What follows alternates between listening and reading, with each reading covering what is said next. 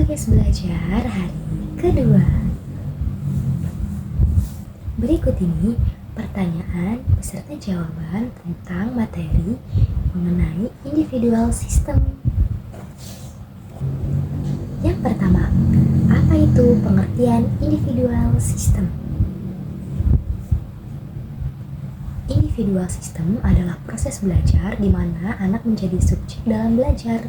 Yang kedua, mengapa pendekatan yang dilakukan harus individual system? Karena pendekatan individual system dapat membuat anak semakin semangat belajar, karena anak dapat bermain dan belajar disesuaikan dengan kemampuan. Yang ketiga, apa tujuan yang ingin dicapai dalam melakukan pendekatan individual system? Jawabannya, tujuan dengan adanya individual system yaitu dengan melalui metode ini, anak dapat belajar secara bertahap atau small step system karena tidak ada unsur keterpaksaan. Karena proses belajarnya tidak mungkin akan bertahap jika yang dilakukan adalah metode klasikal. Yang keempat, di Bimba, murid dan guru memiliki perannya masing-masing.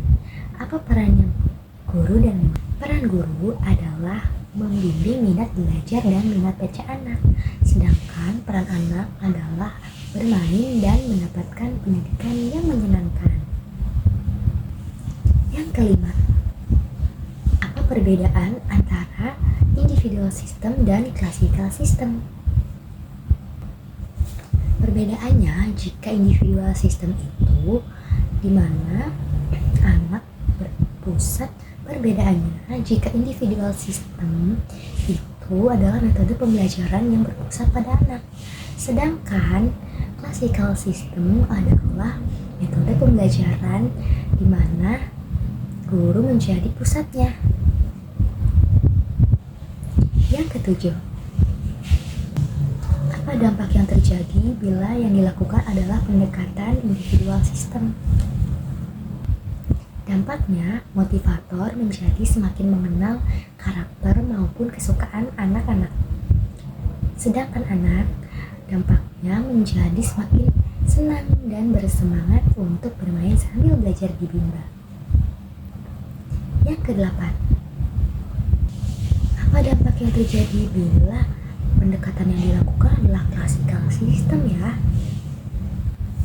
Dampaknya, motivator menjadi kurang mengenali karakter maupun kesukaan anak-anak itu. Sedangkan bagi anak-anak, dampaknya mereka menjadi kurang tertarik pada metode bermain dan belajar di Bimba. Tapi, menurut kamu, metode yang dilakukan di Bimba itu klasikal atau individual system ya? Jawab di komen. Dampaknya, motivator menjadi kurang mengenali karakteristik serta kesukaan anak-anak. Begitupun anak-anak menjadi kurang tertarik untuk bermain sambil belajar. Selanjutnya kita ke bagian B, yakni mengenai variation skill. Yang pertama, apa pengertian variation skill? Variation skill adalah kemampuan atau aspek yang penting dimiliki oleh motivator untuk memvariasikan antara aspek belajar dengan konsep belajar.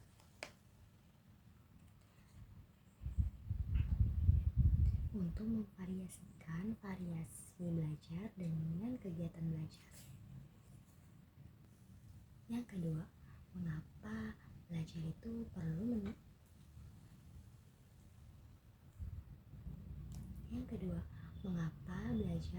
divariasikan? Jawabannya, karena anak memiliki rentang konsentrasi yang cukup rendah, sehingga kita sebagai motivator perlu untuk menerapkan variasi dalam metode pembelajaran agar anak tidak mudah bosan. Yang ketiga, apa tujuan dari memvariasikan pembelajaran dalam kegiatan belajar?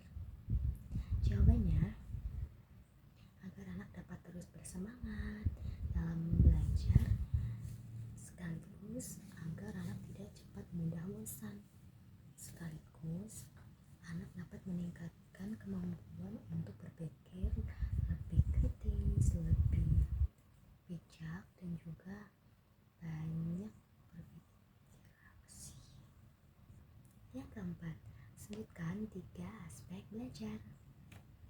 Yang pertama adalah aspek kognitif, yang kedua adalah afektif, dan yang ketiga adalah aspek psikomotorik. Yang kelima, kegiatan apa yang termasuk kognitif, yakni membaca dan juga berhitung. Yang keenam, kegiatan apa yang termasuk ke dalam aspek afektif? Jawabannya adalah menyanyi, berdialog, bercerita, dan berdongeng. Yang ketujuh, kegiatan apa yang termasuk ke dalam aspek psikomotorik? Jawabannya adalah mewarnai, menarik garis, dan melempar. Jadi, dalam aspek psikomotorik itu memang terbagi menjadi 2. Ada yang melalui motorik halus dan juga motorik kasar. Kalau motorik halus itu adalah motorik yang digunakan oleh bagian tangan seperti jari jemari dalam aspek atau suatu kegiatan menggambar, mewarnai, menulis, yang menggunakan jari jemari. Yang kedua adalah aspek psikomotorik kasar, yakni aspek yang mengembangkan, yang dilatih oleh kemampuan berjalan atau dari kaki anak, seperti menggerakkan seluruh anggota badan, terutama seperti menendang, melempar, memukul, dan lain sebagainya. Yang kedelapan, bagaimana cara motivator untuk mengembangkan aspek kegiatan belajar, aspek belajar dengan kegiatan belajar, yakni dengan menerapkan teori Bandul, di mana teori Bandul ini memiliki peran atau arti bahwa ketika digerakkan itu dia akan kembali seperti semula, dan dalam metode utamanya itu adalah di dalam teori Bimba adalah metode Bimba adalah baca-bacaan. Begitu. Berikutnya yang bagian C, yakni mengenai teori dalam psikologi pendidikan. Ini adalah berikut pertanyaan dan jawabannya. Yang pertama, apa yang dimaksud dengan the law of effect? The law of effect ini adalah suatu hukum akibat, di mana ketika melakukan suatu kegiatan yang menyenangkan, maka akibatnya yang akan datang atau bisa diulang. Contohnya itu misalnya kayak metode pembelajaran, kayak baca-bacaan itu ketika anak mulai tertarik dengan metode baca-bacaan, anak itu akan semakin, akibatnya kan senang mengulang apa yang udah dia dapatkan. Contohnya ketika di Bimba dia diajar dibimbakan gitu ya, kemudian di rumah dia menirukan atau mengulangnya lagi karena dia merasa tertarik karena menyenangkan. Lalu yang kedua, apa yang dimaksud dengan the law of exercise? Yaitu adalah hukum latihan. Di sini maksudnya itu adalah ketika suatu kegiatan yang terus diulang akan berdampak mampu. Maksudnya apa? Berdampak mampu itu ketika mulai dari rasa penasaran anak menimbulkan akibat yang tadi itu mendapatkan pengulangan, kemudian efeknya anak ini menjadi mampu membaca, mampu mengulang dan menirukan, seperti itu kurang lebihnya. Lalu yang ketiga, apa yang dimaksud dengan the law of readiness? Readiness itu adalah hukum kesiapan, di mana ketika seorang ini semakin mampu, maka dia akan semakin terampil. Terampil itu sudah semakin di atasnya mampu itu sendiri, maksudnya tingkatannya itu semakin giat begitu ya.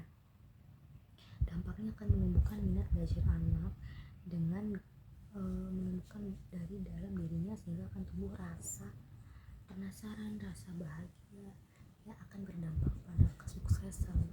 Karena menumbuhkan minat baca anak itu tidak boleh dengan suatu keterpaksaan. Dari kita sebagai motivator itu harus memberikan edukasi dengan cara yang fun learning atau cara yang menyenangkan gitu ya teman-teman. Sampai jumpa.